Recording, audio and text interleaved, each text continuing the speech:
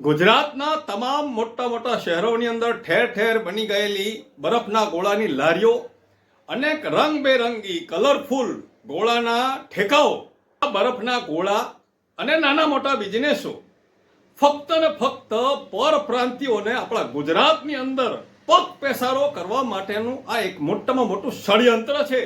મનપાના અધિકારી અને કેટલાક વહીવટદારોને કેવી રીતના પોતાના બનાવવા તે બહુ સારી રીતના આ લોકો જાણે છે. હાલ તમે કોઈ પણ રોડ ઉપર નીકળો ને તો એ બધા રોડ પર સૌથી વધારે બરફના ગોળાની લારીઓ તમને દેખાશે અને ત્યાં આગળ પુષ્કળ પબ્લિક દેખાશે કે જે બરફનો ગોળો ખાતા હોય. ગુજરાતની ઘેલી પ્રજાને આ લોકો ઓળખી ગયા છે કે એમને કેવો સ્વાદ જોઈએ છે, એમને કેવો ટેસ્ટ જોઈએ છે. કલરિંગ કલરફુલ હોય, ટેસ્ટી હોય, ચટપટો હોય, એટલે બસ બહુ થઈ ગયું.